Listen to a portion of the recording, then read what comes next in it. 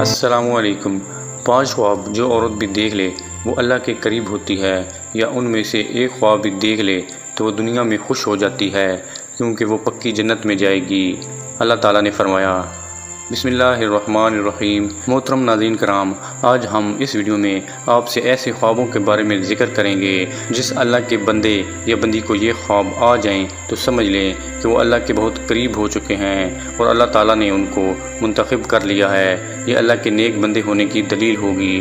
ناظرین کرام، خواب کی 3 قسمیں ہوتی ہیں: شیطانی، نفسانی اور رحمانی۔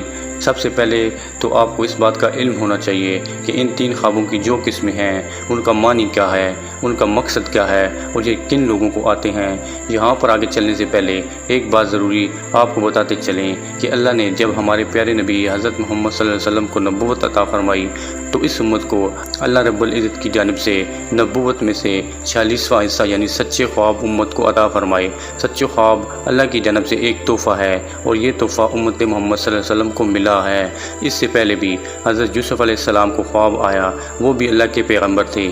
جب خواب آیا تو انہوں نے اپنے والد حضرت یعقوب علیہ السلام کو بتایا تو حضرت یعقوب علیہ السلام نے اپنے بیٹے حضرت یوسف علیہ السلام سے فرمایا کہ اس خواب کے بارے میں اپنے بھائیوں کو آگاہ مت کرنا، ان کو نہ بتانا، کیونکہ وہ حسد کرتے ہیں۔ کیونکہ جو انسان آپ کے ساتھ حسد کرتا ہے وہ آپ کا سگا بھائی کیوں نہ ہو، کوئی بھی قریبی رشتہ دار ہی کیوں نہ ہو، ان کو اپنا خواب کبھی مت بتانا۔ یہ میرا آپ کو مشورہ ہے، اور حضرت یعقوب علیہ السلام نے اپنے بیٹے کو بھی فرمایا تھا۔ اور آج کے اس دور میں بھی سمجھنا بہت ضروری ہے کہ جو لوگ آپ سے حسد کرتے ہیں، گھر کے اندر آپ کا بھائی ہے یا بھائی کی بیوی ہے، اس کے بچے ہیں، بیٹے ہیں یا بیٹیاں، کوئی بھی اور رشتہ دار ہے، اگر آپ کے ذہن میں یہ کھٹکا ہے کہ آپ کے لیے اس کے ذہن میں حسد ہے، اپنا خواب اس کو کبھی شیئر مت کرنا۔ تو ناظرین، دوسرے نمبر پر آتا ہے شیطانی خواب۔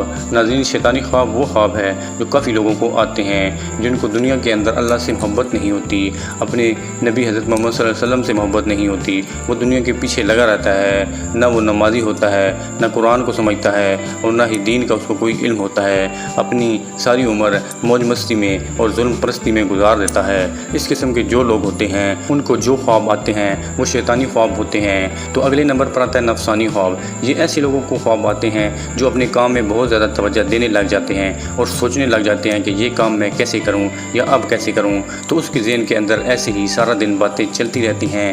تو پھر کئی مرتبہ ایسے خیالات کی وجہ سے، دنیا کی محبت اور نفس کی وجہ سے جس پر وہ بہت زیادہ وقت دیتا ہے، تو ان لوگوں کو اس قسم کے خواب آتے ہیں، ان کو نفسانی خواب کہتے ہیں، جبکہ ان کا حقیقت کے ساتھ کوئی تعلق نہیں ہوتا۔ اگلے نمبر پر جو خواب آتا ہے وہ خواب رحمانی خواب ہے۔ رحمانی خواب پہلے ہم نے جانا شیطانی، پھر نفسانی اور اب رحمانی خواب۔